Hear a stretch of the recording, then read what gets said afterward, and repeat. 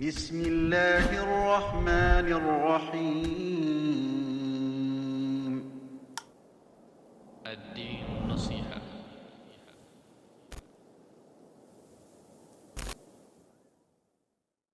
بسم الله الرحمن الرحيم الصلاة والسلام على نبينا محمد وعلى آله وصحبه ومن تبعهم بإحسان إلى يوم الدين أما بعد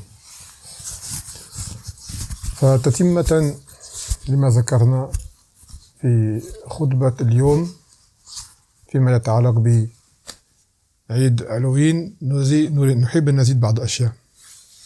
Pour compléter un petit peu ce qu'on a dit dans la khutbah d'aujourd'hui au sujet de la célébration d'Halloween, quant au jugement qui s'y rapporte, vu que les khutbahs c'est une chose qui doit être assez court, assez concis et résumé, j'aurais aimé rajouter quelques points.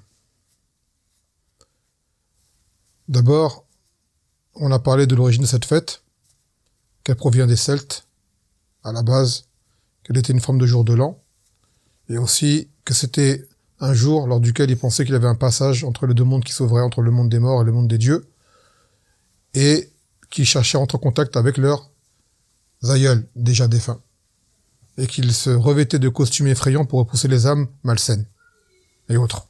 Que par la suite, cette fête a été christianisée par l'un des papes, vers l'an 1800 ou par là, et qui l'ont dédiée aux martyrs qu'ils disent être morts pour la cause de Dieu, comme eux le disent. Mais la base de cette fête, c'est celle des Celtes, qui s'appelait Samin. Et par la suite, cette fête a pris l'envergure qu'on connaît aujourd'hui, qui s'appelle Halloween, qui elle veut dire la veille des morts. Donc tout cela est d'une origine commune. Taïb. Aussi, la légende de cette citrouille, qui est le symbole principal de cette fête, à la base, ce n'était pas une citrouille, c'était un navet. Et l'origine de cette chose-là, c'est qu'ils disent, parmi leurs mythes, qu'il y avait un homme, c'était soi-disant un Écossais, il y a très longtemps, qui était riche, richissime. Un homme de mauvais comportement, de mauvais caractère, avare et paresseux. Et ils prétendent, enfin, c'était un mythe bien sûr, mais bon, ils disent que cet homme avait tenté de conclure un pacte avec le diable, comme ils le disent, mais qu'au final, cet homme a été plus rusé que le diable. Ce qui fait que le diable s'est retrouvé dans l'impossibilité de prendre son âme. Ensuite, cet homme finit par mourir. Donc, dû à son comportement, sa situation, son attitude, ils disent que le paradis lui a été refusé. Et étant donné qu'il a réussi à ruser contre le diable, ils disent qu'il s'est dirigé vers les portes de l'enfer, et que là, il s'est fait refuser l'entrée de l'enfer parce que le diable a dit ton âme, je peux pas la prendre, donc dans le sens, c'était en galère, quoi. Donc là, il s'est retrouvé aéré entre les deux mondes jusqu'au jour de la résurrection, de ce qu'ils disent, et qu'il apparaît lors de cette nuit, qui est celle de Saman, qui est celle d'Halloween aujourd'hui, avec une lanterne à l'intérieur d'un navet, et qu'il erre dans la nuit, et par la suite, il se trouve que ce navet, il y a eu des problèmes de famine, je ne sais quoi, a été remplacé par la citrouille, qui était plus facile à découper, et pour en faire la forme que vous connaissez aujourd'hui. Donc voilà, basé sur des mythes, sur des contes mystiques et mensongers. Naam ya ibadallah. Ensuite, là où il faut insister, c'est par rapport aux enfants. Car cette fête aujourd'hui, les principales victimes de ce complot shaitani, ce sont les enfants. Et les gens souvent disent, oui, je sais que cette fête, ceci, cela, mais c'est pour mon enfant, c'est un jeu pour lui, ainsi de suite. On dit, celui qui a l'autorité, c'est le père ou la mère, ce n'est pas l'enfant qui décide. Et que toi, tu te dois de enseigner à ton enfant les choses authentiques depuis son tendre âge. وهذا يذكرنا بما جاء في حديث جبريل. حديث جبريل, lorsque ce dernier interrogeait le Nabi sallallahu alayhi wa sallam, قال يا محمد أخبرني عن علامة الساعة وأشرة الساعة. فقال ما المسؤول بأعلم من السائل. فقال فأخبرني عن أماراتها. فقال من هذه العلامات أن تلد الأمة ربتها. Donc lorsque Jibril a interrogé le prophète sallallahu alayhi wa sallam, à propos des signes de l'heure, il lui a dit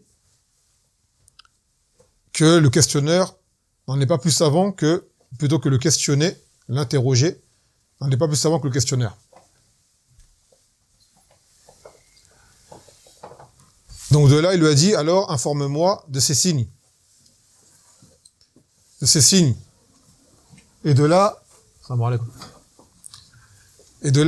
le Nabi sallallahu alayhi wa sallam lui a dit, il a cité plusieurs signes, et là on veut le shahid de ces signes, c'est qu'il a dit que la femme esclave mettra au monde sa maîtresse. Que la femme esclave mettra au monde sa maîtresse. Bon, allez comme ça. Il y a eu plusieurs tafasil qui ont été faits de cette partie du hadith.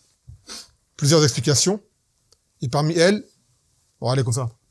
Ce qui ressemble à notre situation, à notre cas présent là, c'est que certains ont dit que les enfants seront tellement mal éduqués qu'ils finiront par avoir autorité sur leurs parents. Que les parents se retrouveront esclaves de leurs enfants. Et c'est un peu ce qui se trouve là, par rapport à cette fête, lorsqu'on voit justement les parents se soumettre au désir de l'enfant. L'enfant il fait un caprice, l'enfant il tape du pied, l'enfant il pleure, il veut tel costume, il veut tel masque, il veut telle chose, et les parents ils craquent. Vous voyez, donc l'enfant depuis petit, il faut lui apprendre la discipline, lui apprendre qui sont les chefs de famille dans le foyer. Et que ce genre de fêtes sont des choses qui sont inadmissibles, que les parents ne peuvent laisser l'enfant y participer. Non. Aussi, il y a ce jeu qu'ils ont, qui est d'aller frapper aux portes et de demander des bonbons aux gens. وهذا يفتح عليهم باب التسول. Ça leur ouvre la porte de la mendicité, le fait de demander aux gens de leurs biens sans droit. وهذا كذلك هذا شيء قد نهى عنه الشرع. C'est une chose que la législation a interdite. بعض الصحابة جاءوا إلى النبي صلى الله عليه وسلم فقال لهم ألا تبايعون رسول الله قالوا قد بايعناك يا رسول الله وكرر ذلك مرارا حتى مدوا أيديهم فقالوا قد بايعناك فلماذا نبايعك قال ألا أن تعبدوا الله ولا تشركوا به شيئا والصلوات الخمس وذكر عدة أشياء وقال ألا تسألوا الناس شيئا. Et lorsque ces sahaba sont venus auprès du Nabi sallallahu alayhi wa sallam, il leur a dit, ne prêtez-vous donc pas allégeance au prophète sallallahu alayhi wa sallam. Ils ont dit, nous l'avons déjà fait. Il a répété cela plusieurs fois. Puis ils ont fini par tendre leurs mains. Et là ils ont dit, nous t'avons déjà prêté allégeance, alors sur quoi nous le faisons à nouveau aujourd'hui? Il a dit que vous adoriez Allah seul, sans rien lui associer, et de faire les cinq salawats. Et également il a dit, as-samu wa ta'a, l'obéissance et l'écoute à ceux qui ont autorité. Et il a dit une parole apparemment dans le hadith sirriyan, une parole en douce qui n'a pas été retenue par le rapporteur. Puis il a dit, et à ce que ne vous demandiez rien aux gens. À tel point que l'un des sahaba voyait son fouet tomber et demandait à personne de le ramasser pour lui. وفي عدة أحاديث حذر النبي صلى الله عليه وسلم أن يسأل الناس من أموالهم. Dans plusieurs ahadiths, il a interdit aux gens de demander de leurs biens. Et donc cet enfant, en faisant cela, tu l'as habitué depuis petit à aller demander aux gens. Lui, il va prendre ça comme un jeu, et au final, ça va finir comme étant une habitude. Et plus tard, il n'aura pas ce qu'on appelle la ifa, qui est la retenue et l'abstinence. Quand je dis l'abstinence, c'est l'abstinence de la demande. Il verra la demande facile, qu'elle a été habituée à cela. Et vous voyez que ce genre de fête, c'est comme Noël, qui à la base était censé représenter la naissance de Isa alayhi salam, et vous voyez l'envergure que cela a pris. Ça a fini par le shirk. En quoi le Père Noël a un rapport avec Isa? Aucun rapport. En quoi le sapin de Noël a un rapport avec Isa? Aucun rapport.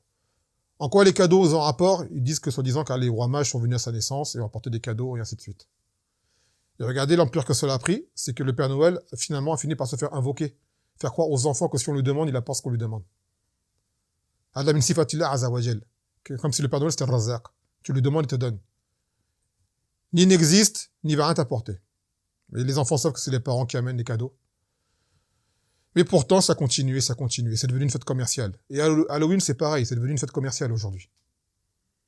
C'est parti d'une fête païenne pour devenir à profit de gens assoiffés de gains qui trouvent toujours le moyen de s'emplir les poches. quitte à ce que ce soit par le mensonge, par la tromperie ou autre. Aujourd'hui, Halloween, vous voyez, des publicités partout, dans les magasins, des costumes partout, des citrouilles partout, des fantômes partout. Voyez. Et c'est l'occasion aussi pour les adultes de sortir, d'aller en soirée, de se déguiser, et de faire les marioles. Et tout le monde se croit malin. Et en réalité, tout ça ne provient que de cette croyance païenne dont nous avons déjà cité la source.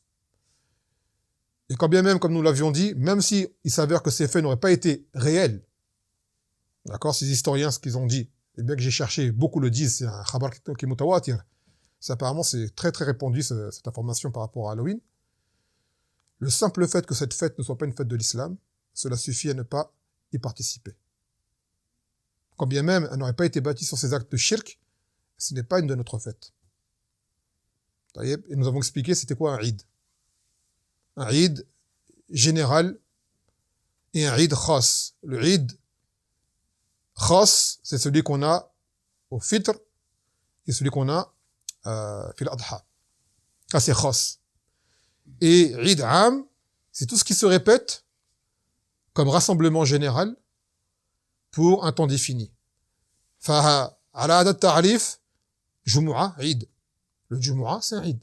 Pourquoi? Car on se rassemble tous les vendredis pour une occasion particulière, on a le particulier pour des Eids particuliers.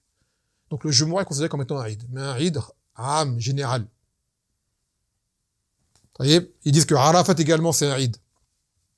Mais ce qu'on appelle vraiment le Eid, à la Wajh al-Khousos, c'est ce qu'on fête. Même le mot fête, en réalité, n'est pas un mot qui convient pour dire Eid. Le mot fête, à la base, c'est un rassemblement général. C'est un rassemblement général qui se répète. C'est ça l'Eid. Ma fête serait plutôt irtifal. Ou nahwa dhalik. Mais le mot Eid en lui-même n'est pas forcément approprié. Le mot fête, je veux dire, n'est pas forcément approprié comme traduction pour Eid. Mais les gens s'y sont habitués. Donc, il faut faire très attention à ça. D'accord? Car on a vu que beaucoup de musulmans y adhèrent et y participent, malheureusement. Les enfants sont heureux, ils se préparent, et malheureusement, ils se mélangent à ces gens-là. Donc Allah subhanahu wa ta'ala, وَقَدْ نَزَّلْنَا فِي الْكِتَابِ أَنْ إِذَا سَمِعْتُمْ آيَاتِ اللَّهِ يُكْفَرُ بِهَا وَيُسْتَهْزَأُ بِهَا فَلَا تَقْعُدُوا مَعَهُمْ حَتَّى يَخُوضُوا في حديث غيره إنكم إذًا مثلهم. Et nous avons certes fait descendre dans le livre que si vous entendez qu'on se moque ou que l'on mécroit au verset d'Allah Azza wa Jal, alors ne restez pas avec ces gens-là. Juste à ce qu'ils changent de discours. Sans quoi vous seriez comme eux. Sans quoi vous seriez comme eux. Donc regardez au milieu de quoi se trouvent les musulmans. وقال النبي صلى الله عليه وسلم من رأى منكم منكرا فليغير بيده فلم يستطيع فبلسانه ولم يستطيع فبقلبه وذلك أضعف الإيمان. Que l'a dit le Nabi alayhi salatu wassalam, que ceux d'entre vous qui voient un mal, qui le change par sa main. Par la main, est-ce qu'on peut le faire? On ne peut pas. On n'est pas chez nous ici dans le sens où nous n'avons pas autorité. Par sa langue. Est-ce qu'on peut le faire par la langue? Oui, on peut le faire, en conseillant les musulmans. Et par le cœur. Et le cœur, c'est le minimum. Donc les gens qui viendraient à dire, je sais que c'est faux, mais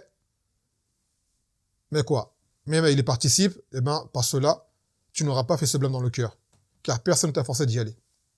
Il n'y a aucune contrainte à se rendre à ce genre de célébration. Aucune. Donc ta participation et ta présence est une forme d'approbation. Et on craint, pour ce genre de personnes, de la menace du verset. Innakum izlan misluhum. Vous serez alors comme eux. Donc c'est pour cela que le musulman doit prendre garde dans les lieux qu'il fréquente, les gens qu'il côtoie et les choses qu'il accomplit, de ne tomber dans les choses interdites. S'il ne le savait pas, la'ala ma'zur bil jahl. Il se peut qu'il soit excusé par son ignorance. Mais s'il le sait, yursha alayhim min uqubatillah azza wa jal. Par contre, si jamais il sait ce qu'il fait sciemment, alors on craint pour lui de n'être atteint par un châtiment ou une punition par la suite, sauf si Allah lui fait miséricorde. Wa zal arju ala lazina arju lil muslimin. Qu'Allah leur fasse rahma. Mais d'abord faire des causes, apprendre, prendre conscience et surtout prendre au sérieux. Trop ne prennent pas les choses au sérieux. Ils prennent les choses à la légère. Et toutes ces choses-là sont très importantes, les frères. Alors, beaucoup de choses que l'on entreprend dans notre vie en tant que musulman, il faut regarder d'où viennent ces choses-là. Expression. Par exemple, expression qu'on entend souvent aujourd'hui chez les musulmans, le mot karma. Par exemple, c'est karma. Ce mot-là, à la base, vient des hindous. Également des mushrikoun. Les gens veulent dire qadar. Ah ben, on dit qadar. En islam, le terme qui est venu, c'est qadar, le destin. Mais le mot karma, c'est pas un terme que l'on doit employer, car c'est un terme qui revient à ressembler justement à ces gens-là. Et qui vient justement à propager leurs expressions et leurs croyances. Donc les gens, quand ils voient un musulman dire karma, ils vont croire que le mot il est authentique, il est bien. Vous voyez, donc faire attention à ce qu'on dit, tout ce qu'on entend. Ne pas répéter tout ce qui se dit, ne pas faire tout ce qui se fait. Mais d'abord apprendre nos religions et demander et chercher à comprendre l'origine des choses. Car beaucoup de choses en réalité ont une origine qui provient des gens du shirk. Beaucoup de choses aujourd'hui qu'on a oubliées. Des expressions qui viennent. Des gens disent aujourd'hui pour rien, je croise les doigts. A'udhu-billah. Ou je touche du bois. Ou tu t'es levé du pied gauche ce matin. Ou ce genre de choses. Que des choses qui amènent à des superstitions. Et toutes ces croyances-là sont interdites en religion. Ya ikhwa, rendez-vous compte que le pire des péchés, aujourd'hui, est le plus répandu en réalité. Les gens font plus de shirk qu'ils ne font de meurtre. Les gens font plus de shirk qu'ils ne volent. Les gens font plus de shirk qu'ils ne boivent. Les gens font plus de shirk qu'ils ne forniquent. Les gens font plus de shirk qu'ils ne mentent. Le shirk est une chose qui aujourd'hui est monnaie courante, du matin au soir dans la bouche des gens. Et ils en rigolent. Waliya'adhu billah.